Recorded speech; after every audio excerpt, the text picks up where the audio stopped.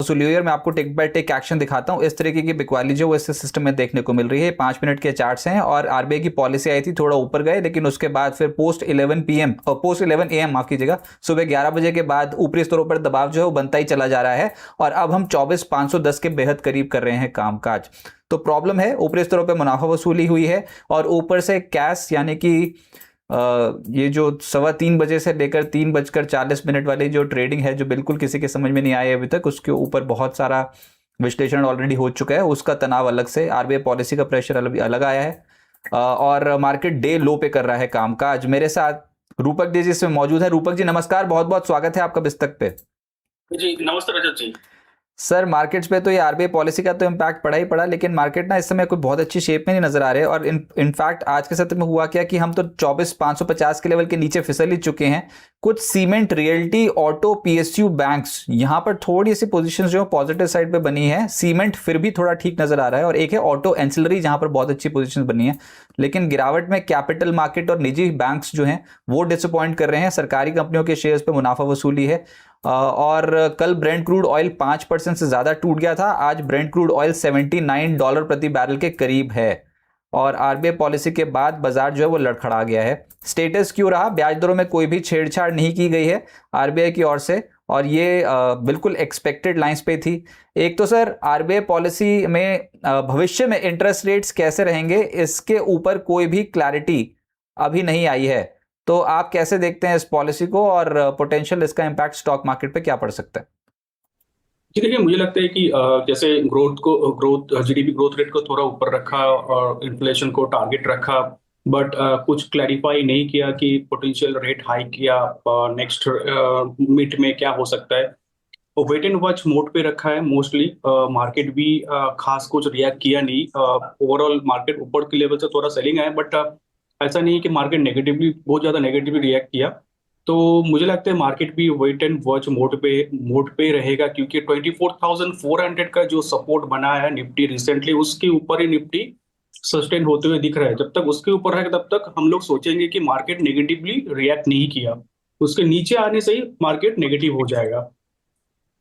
Okay, अभी के side फिर पोजीशंस किस तरीके से बनाने चाहिए? वी आर नियर टू 24,500, तो यहाँ पर कहीं सपोर्ट आज के सत्र में देखते हो आप या फिर दुख और देखना पड़ेगा? और अभी तो वो कैश वाला सेशन आना बाकी है जिसमें बहुत बड़ी बड़ी एडजस्टमेंट होती है बिना बताए। जी हाँ, बिल्कुल। तो वो पिछले 2 दिन तो ऊपर के लेवल में एडजस्ट हुआ, तो एक्सपेक्टेशन तो खास कुछ नहीं है। क्या हो सकता है, कल जो हुआ आज भी वही होगा। इवन अगर ऊपर में एडजस्टेड होता है तो अगला दिन नीचे ही खुलता है, तो उसका मतलब खास कुछ बन नहीं रहा है, समझ भी नहीं आ रहा है। मोस्ट ऑफ द चीज समझ के बाहर ही है अभी के सीएस का। तो 2-3 दिन और जाने के बाद पार्टिसिपेशन और जब जब ज्यादा होगा तो ही कुछ समझ में आएगा, तो ही हमें कुछ ट्रेंड पता चलेगा। तो फिलहाल तो डेफिनेटली 24,500 के आसपास एक इंट्राडे सपोर्ट तो है। उस सपोर्ट की स्टॉप लॉस से बाइंग पोजीशन बनाया जा सकता है। ओके, ऐसा कौन से स्टॉक्स पे आप लगा रहे हैं? और वायदा बाजार में हो ये रहा है कि ना जब क्लोजिंग सेशन होने वाला था एट 3:15 पीएम, तो वहां पर वायदा कारोबार के स्टॉक्स को कैश मार्केट पे तो ट्रेड कर नहीं सकते और डिफरेंस बहुत ज्यादा क्रिएट हो जाता है कैश और डेरिवेटिव के बीच में। कल ऐसा ही हुआ था कुछ अपोलो हॉस्पिटल्स में और बहुत सारे स्टॉक्स में। तो अभी के तौर पे आप क्लाइंट्स को क्या सजेशन दे रहे हो जो भी डेरिवेटिव मार्केट पे लेकर जाता है पोजीशन, वो क्या करे? वो देखिए, जैसे मैं बताया था, तो सीन उतना भी क्लियर नहीं है मेरे लिए। तो जो मैं मोस्टली सारे ब्रोकिंग हाउस जो सजेस्ट कर रहे हैं अपने क्लाइंट को 3 पीएम से पहले इंट्राडे पोजीशन, या जो पोजीशन जिसका ऊपर एक्सपोजर ज्यादा हो, वो पोजीशन थोड़ा रिड्यूस करने का। 3 पीएम से पहले इंट्राडे पोजीशन को स्क्वायर अप करने के लिए बोल रहे हैं। वही हम लोग अपने क्लाइंट को सजेस्ट कर रहे हैं और ऐसे ही चल रहा है। देखते हैं अभी आज के सत्र में क्लोजिंग ऑक्शन किस तरीके से परफॉर्म होता है। यहाँ पर अब कौन से लेवल्स बाजार के लिए इंपॉर्टेंट होंगे वो भी हम आइडेंटिफाई करने की कोशिश करेंगे। उससे पहले से स्टॉक स्पेसिफिक क्या अच्छा लग रहा है मार्केट में? मार्केट में देखिए, मुझे चॉइस इंटरनेशनल अच्छा लग रहा है। डेली चार्ट पे एक ब्रेकआउट के बाद कंसोलिडेशन दिखा रहा है। तो चार्ट का सेंटीमेंट अच्छा है, स्टॉक का सेंटीमेंट अच्छा है। मुझे लगता है यहाँ से 880 तक जा सकता है। बाई की सलाह रहेगी और एक स्टॉप लॉस डालना होगा 800 रुपया में। दूसरा स्टॉक मुझे जो अच्छा लग रहा है वो है फार्मास्यूटिकल सेक्टर से औरबिंदो फार्मा। कंसोलिडेशन ब्रेकआउट है, इंपॉर्टेंट मूविंग एवरेज को ऊपर सस्टेन कर रहा है, तो चार्ट पैटर्न तो अच्छा है। मुझे लगता है 1700 के ऊपर भी जा सकता है शॉर्ट टर्म में। और नीचे एक स्टॉप लॉस डाल के चलना होगा 1570 पे। ओके, एक हो गया ऑरबिंदो फार्मा। यहाँ पर जो लेवल्स बताए गए उनको नोट डाउन कर लीजिए, और साथ ही साथ एक है चॉइस, चॉइस इंटरनेशनल, ये वाला स्टॉक। सर कोई डिस्क्लेमर इन दोनों स्टॉक्स पे? जी हाँ, इससे चॉइस इंटरनेशनल हमारा दोनों में हमारा इनफैक्ट कॉल चल रहा है। अपने क्लाइंट के पास, हमारे क्लाइंट के पास पोजीशन हो सकता है। ओके, ऑलमोस्ट लो के आसपास फिर से टकरा रहे हैं जाके। अच्छा, मैं ना कुछ स्टॉक्स पूछता हूँ सर, और ये एक एक करके प्लीज़ आप बताएं कि इन पे क्या करना चाहिए, और अगर तो कोई बहुत बड़ा कोई स्पाइक अप आ रहा हो तो वही बता दीजिएगा। एक सबसे पहले एक हाई टिकट साइज स्टॉक है डेरिवेटिव मार्केट पे, एंड दैट इज बॉश। इस स्टॉक पे अभी क्या करना चाहिए? आंकड़े क्या बता रहे हैं? टेक्निकल चार्ट्स पे सेटअप कैसा है? इट्स ट्रेडिंग एट 4320 जो अभी मेरी स्क्रीन पे लेवल आ रहा है। बहुत बढ़िया ब्रेकआउट है, एकदम जबरदस्त बाइंग हुआ है स्टॉक में आज। चार्ट पैटर्न अच्छा ही है स्टॉक का। तो अभी इसका पोजिशनल टारगेट क्या निकलता है, और बेस्ट एंट्री पॉइंट फिर से क्या हो सकता है जिस तरीके से अभी चला है? एंट्री प्राइस तो अभी भी बन सकता है। मुझे लगता है 42,000 का स्टॉप लॉस के साथ बाय किया जा सकता है इसको। 41,800 या डिप मिले तो बेहतर है, नहीं मिले तो भी बाय कर सकते हो 41,800 के स्टॉप लॉस के साथ। मुझे लगता है 47,000 तक जा सकता है। ओके, और ये देखिए 43,000 का स्टॉक है, तो उसमें 100-200 रुपए ये नहीं मायने रखेंगे। आपने क्या बताया, कौन सा स्टॉप, कौन से लेवल बहुत इंपॉर्टेंट है नीचे लोअर लेवल्स पे? ये 41,800 का स्टॉप लॉस रहेगा। Okay, right. अच्छा, फिर यही पूरा सेगमेंट ही एकदम से आउट परफॉर्म कर रहा है, तो मैं इसमें दूसरे स्टॉक्स पे आता हूँ, और उसमें एक स्टॉक है सोना बीएलडब्ल्यू प्रिसीजन। ये वाला स्टॉक सोना बीएलडब्ल्यू प्रिसीजन, इसके ऊपर कौन से लेवल्स इंपॉर्टेंट है? देखिए, इसका चार्ट तो बहुत ही बढ़िया है, लॉन्ग टर्म चार्ट तो एकदम बढ़िया चार्ट है। 770 का स्टॉप लॉस रहेगा, जब तक उसके ऊपर रहेगा तब तक चार्ट पॉजिटिव रहेगा, स्टॉक पॉजिटिव रहेगा। मुझे लगता है अपसाइड ओपन रखना चाहिए, 900 950 तक भी जा सकता है, क्योंकि बहुत बढ़िया चार्ट पे ब्रेकआउट आया है। तो होल्ड करना चाहिए 770 का स्टॉप लॉस, और स्टॉप लॉस ट्रेल करते हुए चलना चाहिए स्टॉक में।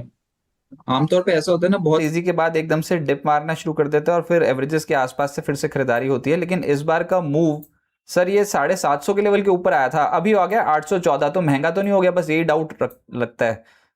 फिर कैसे खरीदना चाहिए? अगर अगर डिप आ गया तो फिर तो डिप ही आ जाएगा 4-5 दिन के लिए, अभी आ नहीं रहा, अभी एकदम से ऊपर जा ही जा रहा है। हाँ, डीप डेफिनेटली आ सकता है, डीप डेफिनेटली आ सकता है। तो स्टॉप लॉस 770 का रहेगा, तो रिस्क टेकिंग कैपेबिलिटी के हिसाब से स्टॉक में बाइंग पोजीशन बनाना चाहिए, कि डीप आ सकता है, 770 आ सकता है, 770 के नीचे भी जा सकता है। 770 के नीचे जाएगा तो स्टॉक से एग्जिट लेना पड़ेगा, ये सोच के लेना चाहिए। अच्छा, और किसी के पास अगर इंट्राडे तो नहीं हो रहा है अभी, क्या, चलो कोई बात नहीं, किसी के दिन इंट्राडे किसी ने पोजीशन बना रखी हो तो उसको क्या रखना चाहिए स्टॉप लॉस? तो उनका स्टॉप लॉस होना चाहिए 800 रुपया का। 800 रुपये के नीचे इंट्राडे में वीकनेस पे आ जाएगा। तीसरा स्टॉक सर यहीं पर ही है, दैट इज मदरसन, संवर्धना मदरसन। ये वाला स्टॉक अभी आपको कैसा लग रहा है, और इसमें पोजिशनल इंट्राडे, इसमें पोजिशनल व्यू आपका क्या है? ये देखिए, इसमें हमारा पोजिशनल कॉल चल रहा है एक 170 के टारगेट के लिए। तो इसमें हमारा व्यू पॉजिटिव रहेगा, और एकदम छोटा स्टॉप लॉस होगा 148 का। 148 टूट गया तो स्टॉक से एग्जिट लेना पड़ेगा, प्रॉफिट बुक करना पड़ेगा। नहीं टूटा तो 170 तक टारगेट ओपन रहेगा।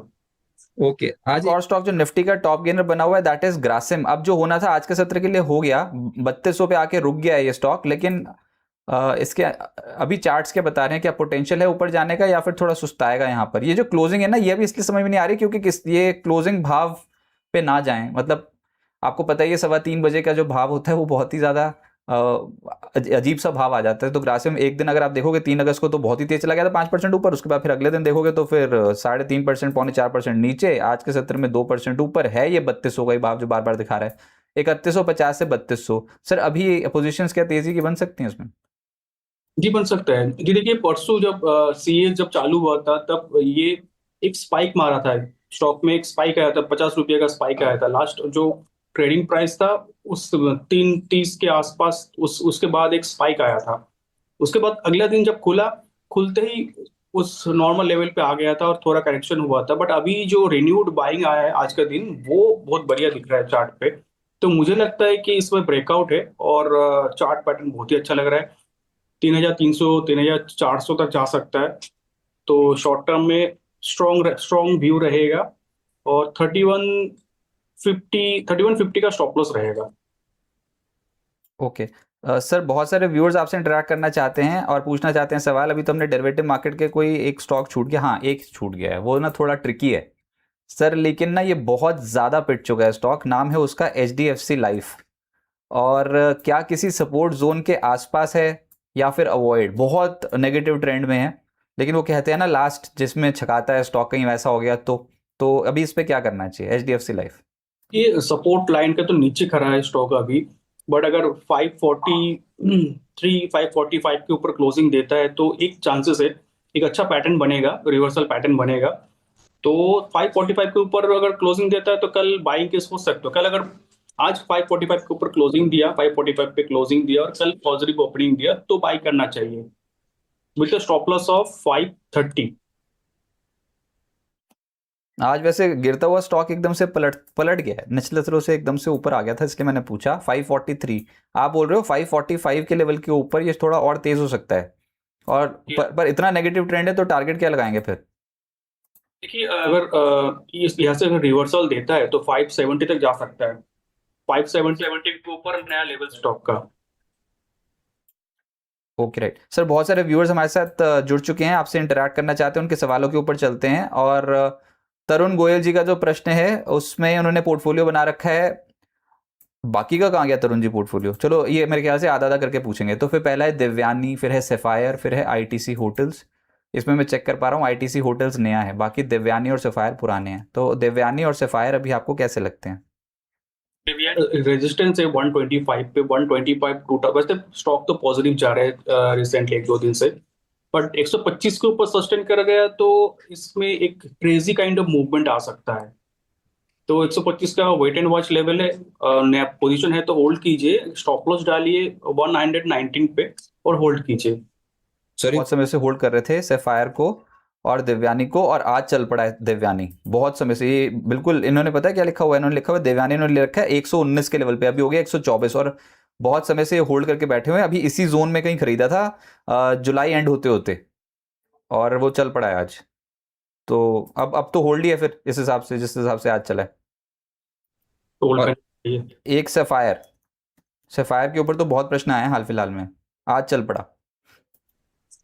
इसका चार्ट भी अच्छा है, सफायर का चार्ट भी अच्छा है वैसे।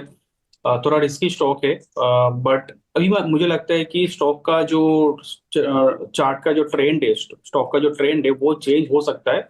208 की रेजिस्टेंस रहेगा, 208 के ऊपर क्लोजिंग देने पर स्टॉक का जो मिड टर्म एक सेंटिमेंट है वो चेंज हो जाएगा। स्टॉक में लॉन्ग टर्म बायर्स भी वापस आ सकता है 208 के ऊपर। तो करेंटली होल्ड करना चाहिए with stop loss of 190। Okay, उसके बाद आईटीसी होटल्स, ये स्टॉक है इनके पास 580 shares at the rate of 164। तो अभी 164 का जो कॉस्ट है वो उस कॉस्ट की स्टॉप लॉस के साथ होल्ड करना चाहिए। 164 नहीं टूटा तो रिकवरी में 177 तक जा सकता है। वापस 170 के ऊपर, 77 के ऊपर अगर सस्टेन करता है तो फर्दर रैली पॉसिबल लग रहा है मुझे। गजब कर रहे हो तरुण जी आजकल ना, भाव बिल्कुल सही हो गया खरीदारी वाला। सर देख रहे हो आप कहाँ कहाँ पर खरीदारी कर रहे हैं? देवयानी, सेफायर, आईटीसी होटल्स, बिल्कुल लोअर मोस्ट पोर्शन पे खरीदारी कर रहे हैं। और बढ़िया है, अब इन लेवल्स पे ठीक है ये वाले सारे स्टॉक्स। टिके रहो, डटे रहो। निकुंज जी बोल रहे हैं गुड आफ्टरनून। निकुंज जी यार वो बोल रहे हैं 360, मतलब सॉरी 361, ये वाला स्टॉक इन्होंने लॉन्ग कर रखा है 3601। आपको कैसा लग रहा है? देखिए, स्टॉक तो बहुत बढ़िया लगता है मुझे। चार्ट पैटर्न भी अच्छा है, तो ब्रेकआउट भी है इवेंट। तो मुझे लगता है यहाँ से रिकवरी कंटिन्यूड रहेगा, रैली कंटिन्यूड रहेगा। 1240 1500 तक जा सकता है। एक स्टॉप लॉस डाल के चलना होगा 1160 के नीचे।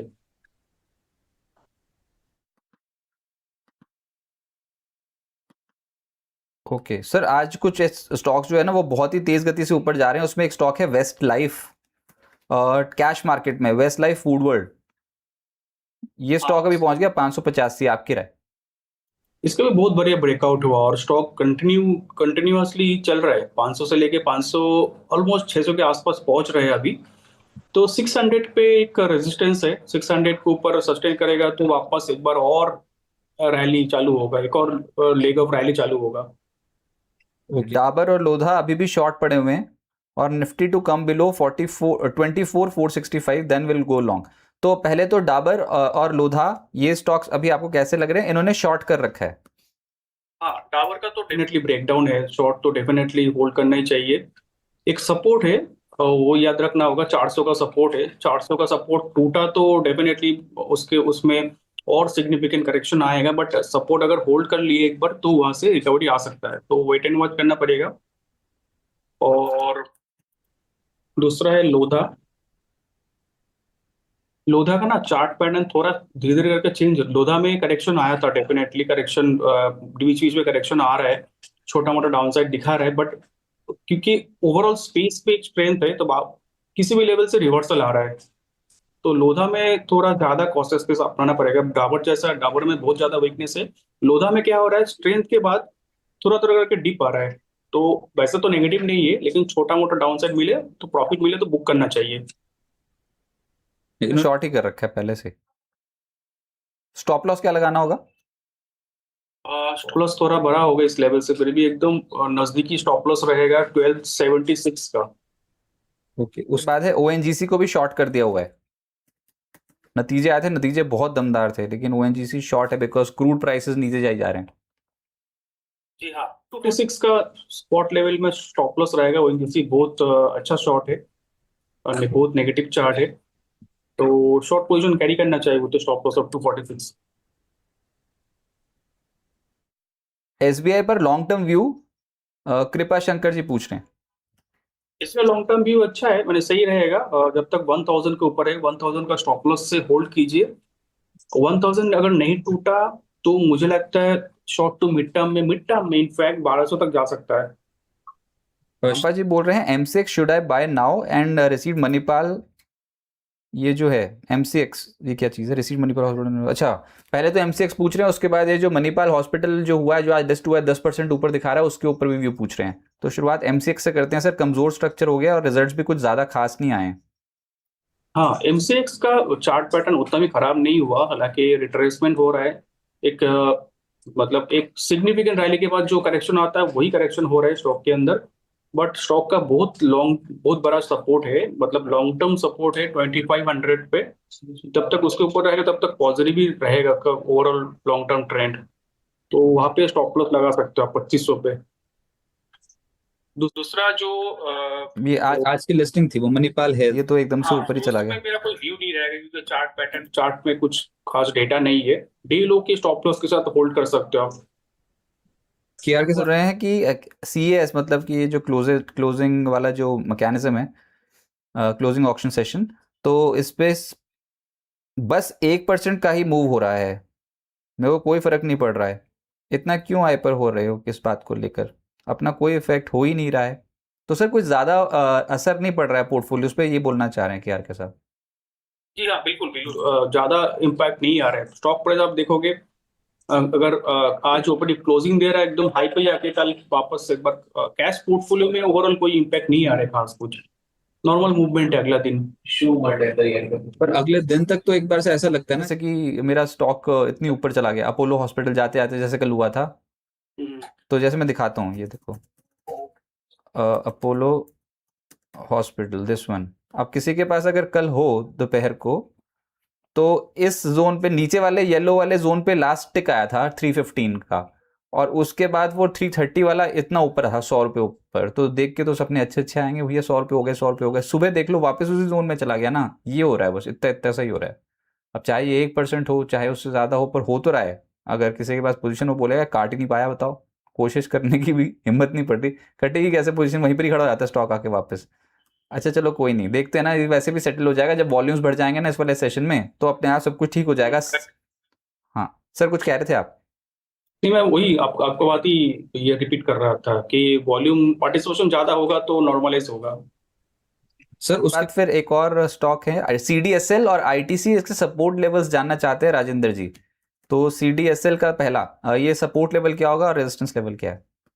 सपोर्ट लेवल के ऊपर है सीडीएसएल, बट रेजिस्टेंस लेवल के नीचे एकदम मिडिल में है, in between support and resistance. तो रेजिस्टेंस जो है 1365 है। 1365 के ऊपर स्टॉक में एक अच्छा खासा मोमेंटम आएगा। और दूसरा वाला दिस वन ITC। एटीसी का कोई ट्रेंड है नहीं अभी कोई। 295 के ऊपर हो सकता है थोड़ा बहुत ट्रेंड आए, स्टॉक के अंदर मोमेंटम आए, बट फिलहाल तो कोई ट्रेंड है नहीं। ओके, अनिल इमेज जी ने कुछ क्वेश्चंस भेजे हैं, कुछ स्टॉक्स भी इसमें चार हैं। एवेलॉन पहला, एवेलॉन टेक्नोलॉजीज लिमिटेड, ये लगातार चढ़ते देखा है ये वाला स्टॉक सर। पोस्ट रिजल्ट्स कैसा लग रहा है? 1816 के लेवल पे कर रहा है ट्रेड। अच्छा अच्छा है स्टॉक चार्ट पे। 1740 का स्टॉप लॉस होना चाहिए। 1740 अगर नहीं टूटा तो कंटिन्यूड होना चाहिए अप ट्रेंड। 1950 2000 जा सकता है। ओके, उसके बाद है डेटामैटिक्स, इसका भी शॉर्ट टर्म टारगेट पूछ रहे हैं। डेटामैटिक्स ग्लोबल सर्विसेज तो रिसेंटली ब्रेकआउट दिया है, मतलब आज एक बहुत अच्छा ब्रेकआउट दिया है, तो मुझे लगता है कि ये 950 तक जा सकता है। बट एक स्टॉप लॉस रहेगा 860। 860 के नीचे आ जाने पर स्टॉक में कंसोलिडेशन वापस आ जाएगा, कंसोलिडेशन फेज वापस आ जाएगा। उसके बाद है SOTL यानी कि सविता ऑयल टेक्नोलॉजीज, इसका नेक्स्ट टारगेट क्या होगा शॉर्ट टर्म में? इसका नेक्स्ट टारगेट होगा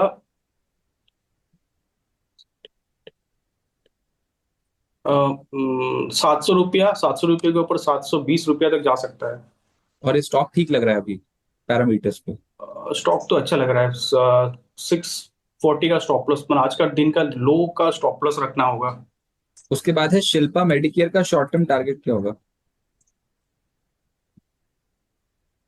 इसका शॉर्ट टर्म टारगेट रहेगा जिसने शॉर्ट टर्म सोचा वो बेचारा शॉर्ट टर्म ही रह गया। इतना तगड़ा भागता है ना ये, अगर जो एक एक महीना पकड़ के रखो ना इसे, तो पता लगता है भाई ये क्या हो गया। सर ये ट्रेंड छोड़ गया है या फिर अभी अपसाइड बाकी है? नहीं, अपसाइड बाकी है मुझे लगता है। खाली 10 रुपये का स्टॉप लॉस लगाना होगा। 10-11 रुपये का 637 का 637 का स्टॉप लॉस रखना होगा, और अपसाइड में मुझे लगता है 700 रुपये तक चलेगा। मतलब ओके, 10 रुपये का स्टॉप लॉस, 50 रुपये का अपसाइड। प्रियांश जी बोल रहे हैं योर व्यू ऑन लाव पाला, I bought it today at 202। अरे बाप रे, ब्रेकआउट है आज, बहुत बढ़िया ब्रेकआउट है। अच्छा बाई है उनका। पर अब वो 202 पे लिया है ना, और वो 2 रुपए जो खरीद थी वो छूट गई, ऊपर चला भी गया था, 209 पर भी हो गया था, लेकिन वो बेच नहीं पाए हैं। तो अब ये तनाव थोड़ा और बढ़ेगा क्या, ये पूछ रहे हैं। नहीं, मुझे लगता है 195 को स्टॉप लॉस के साथ होल्ड करना चाहिए। मुझे लगता है 220 तक जा सकता है। 215 तक जा सकता है। 215 के ऊपर ब्रेकआउट है। 215 के ऊपर आएगा तो उसके बाद कंटिन्यूअस रैली टुवर्ड्स 235। ओके, उसके बाद फिर वो बोल रहे हैं कि डिलीवरी उठा लूं, आज इंट्राडे के लिए लिया था ये, इंट्राडे वाला तो खेल खत्म हो गया इसमें से। हाँ, डिलीवरी अब उठाना चाहिए, अच्छा ब्रेकआउट है। अगर आज ही कट जाती पोजीशन तो बड़ा मजा आता, पर अब 202 से 209 हो गया, और 209 बाद फिर से 200 के लेवल के नीचे चला गया, मजा तो नहीं आ रहा देख के। तो इसलिए बोल रहे हैं कि डिलीवरी उठाएं। और अगर अभी अगर अब डिलीवरी उठाते हैं 202 पे फॉर एग्जांपल ले लिया, तो फिर क्या लगाना होगा stop loss sir? 195 stop loss लगाना होगा। Delivery stop loss 195। और एक और है सर, ये PNGS Reva diamond jewellery, this one PNGS Reva diamond jewellery 499 के लेवल पे है।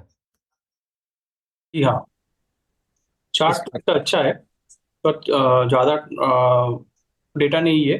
बट फिर भी एक स्टॉप लॉस बन रहा है 477 का, उसका स्टॉप लॉस से होल्ड करना चाहिए। एक्चुअली में वो तेजी तेजी देख देख के ले रहे हो आप।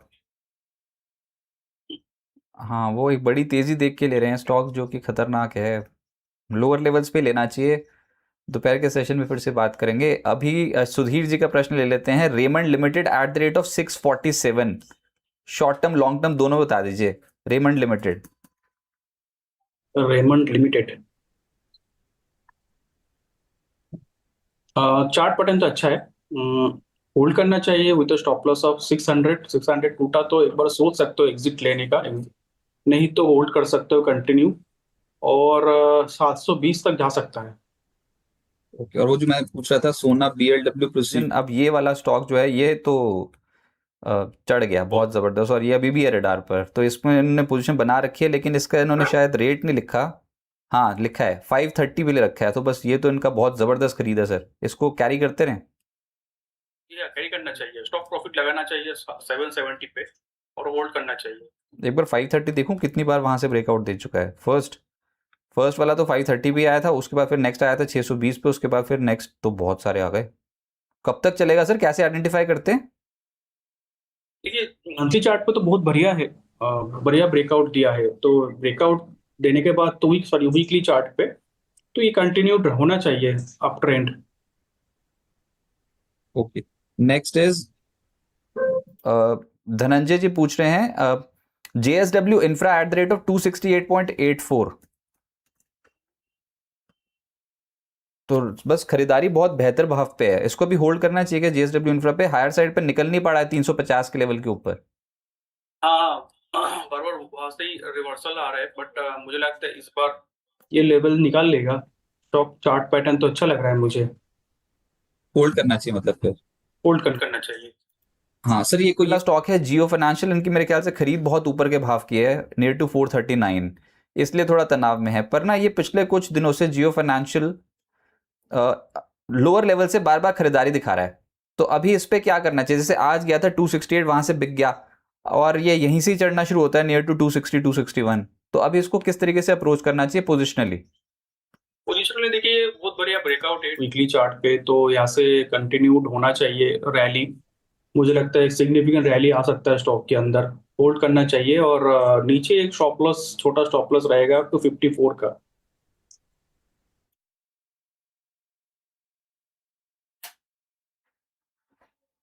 ओके, और साथ ही साथ निकुंज जी बोल रहे हैं आज निफ्टी फिर से 3 बजे ATM का कॉल पुट उठा लेंगे एक लॉट, एंड हो फिर से 150-200 पॉइंट चला जाए इधर डायरेक्शन।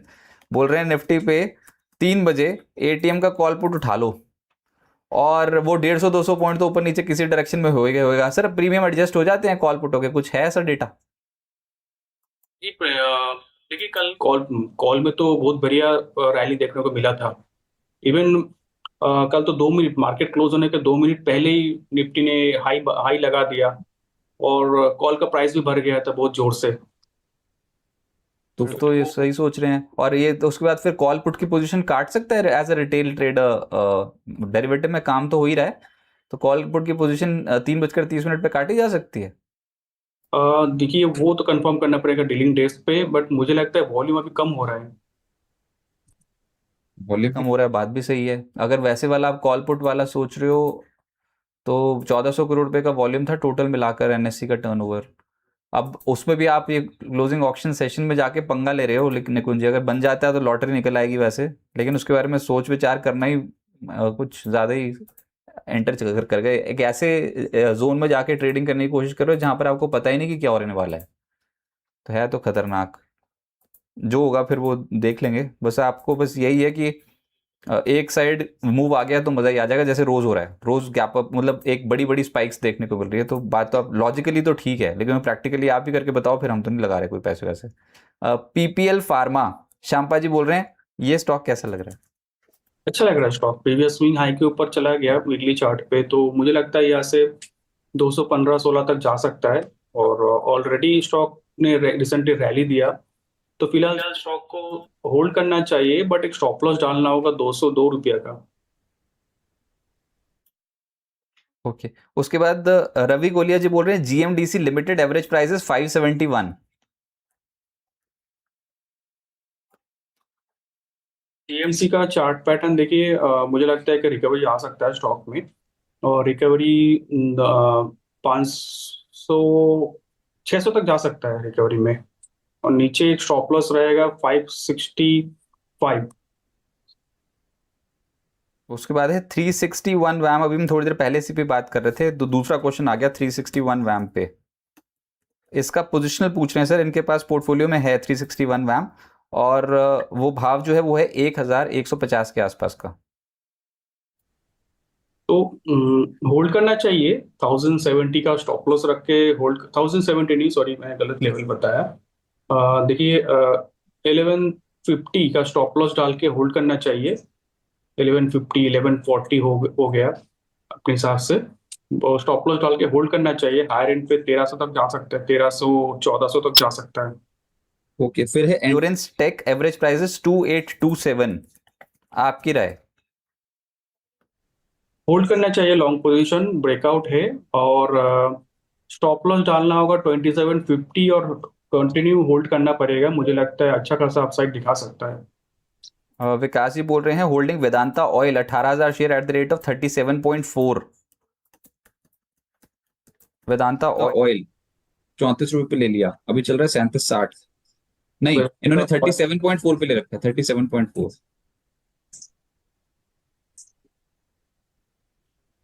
तो चार्ट पैटर्न तो मतलब चार्ट डेटा तो ज्यादा खास कुछ नहीं है। 35 का स्टॉप लॉस के साथ होल्ड करना चाहिए। सेंसेक्स कल गैप अप और गैप डाउन कैसे पता लगेगा? कैसी बातें कर रहे हो आप? आशा जी अभी तो बिल्कुल नहीं पता लग रहा है। अभी तो 3 दिन से नहीं समझ में, होश ही नहीं आ रही है। 2 दिन हो गए हैं, आज तीसरा दिन है। आज हैट्रिक लगने वाली है, वो जो कैश वाला सिस्टम है। तो कैश को हम 3:15 बजे फिर से आएंगे, एक एक टिक बहुत बारीकी के साथ देखेंगे। होना जाना कुछ नहीं है 3:15 बजे के बाद, लेकिन बस देखना है कि ये क्या सिस्टम क्या कर रहा है, ऊपर जा रहा है नीचे जा रहा है। ये निपुण जी ने बीच में एक टोटका बता दिया, कहते हैं एटीएम की कॉल पुट दोनों ले लो 3 बजे, तो देखते हैं कोई बड़ा गैप अप या गैप डाउन हो जाए तो मजा ही आ जाएगा। वो हमारे बस की नहीं, वो नहीं करेंगे कभी भी। अच्छा, उसके बाद फिर next is BEL, buying price 400। आपका सजेशन? कमल जी पूछ रहे हैं बीईएल। ये देखिए BEL right. Yes sir. BEL का चार्ट देखिए, सपोर्ट के पास है। सपोर्ट चल रहा है 377 का, और 377 टूट गया तो खराब हो सकता है। बट टिल देन मुझे लगता है कि एक छोटा मोटा रिकवरी आ सकता है। चार्ट में दम नहीं है, लेकिन छोटा मोटा रिकवरी आ सकता है। सर लास्ट सवाल है सनी जी का, बोल रहे हैं कि रिलायंस इंडस्ट्री और एचडीएफसी बैंक बाइंग प्राइस, क्या ये सही समय है रिलायंस और एचडीएफसी बैंक को खरीदने का? रिलायंस और एचडीएफसी बैंक दोनों का चार्ट ही मुझे वीक लग रहा है। तो रिलायंस में एक सपोर्ट रहेगा 1250 का। 1250 का सपोर्ट अगर टूट गया तो और वीक हो सकता है। बट टिल देन मुझे लगता है कि बाइंग तो, देखिए बाइंग तो लेवल नहीं बन रहा है, लेकिन कोई बाई करता है तो 1250 का स्टॉप लॉस डालना होगा। बस दूसरा, अगर एचडीएफसी बैंक की बात करें तो उसमें 720 के स्टॉप लॉस रखना होगा, रख के चलना होगा। चार्ट पैटर्न एचडीएफसी बैंक का भी थोड़ा बहुत वीक है। बहुत शुक्रिया हमारे साथ जुड़ने के लिए और मार्केट्स पर कुछ बताने के लिए। Thanks for joining. डिस्क्लेमर आपकी ओर से? कुछ स्टॉक इनमें जो डिस्कस किया हमने, वो उसमें हमारा क्लाइंट का पोजीशन रह सकता है, बट मेरा कोई पर्सनल पोजीशन नहीं है। सर बहुत शुक्रिया आपका हमारे साथ जुड़ने के लिए और बिस्तक को अपना समय देने के लिए। Thanks for joining. तो मार्केट पे आज के सत्र में अभी तो दबाव है, 95 पॉइंट्स नीचे कर रहे हैं हम कामकाज। आपको याद है कल जब निफ्टी में कामकाज हो रहा था ना, तो एक बार लेवल आ गया था 24,427। तो हम 24,463 के लेवल पे छोड़ के गए थे कल मार्केट को 3:15 बजे, और 24,463 पे छोड़ने के बाद एकदम से मार्केट ऊपर आई थी और क्लोजिंग हुई थी 24,614। तो वो 3:15 बजे फिर से कनेक्ट हो जाएगा। 3:15 बजे ये खेल फिर से ही बड़ा होता चला जाएगा, और उसको टिक बाय टिक बिस तक पे हम आपको फाइनल बेट में बताएंगे कि बाजार में क्या हो रहा है। अभी तो जो भी आपके सौदे हैं वो 3 बजे तक खत्म कर दो, 3:10 तक कर देना। 3:15 बजे तो बिल्कुल ही आउट, ब्रोकर ही कर देगा आउट, क्योंकि ब्रोकर को खुद ही समझ में आ रहा होगा क्या हो रहा है। तो आपके पास ये डेडलाइन है इंट्राडे वाली, 3 बजे से लेकर 3:15 तक की, कहीं पर भी अपने सौदे खत्म करके बाहर आ जाइए। वैसे तो ब्रोकर ही 3:15 बजे के बाद नहीं रखने देता, लेकिन उसके बाद जो खेल हो रहा है वो अभी सोच समझ के बाहर है, और वो धीरे धीरे करके आपको वो चीजें ठीक होती नजर आएंगी।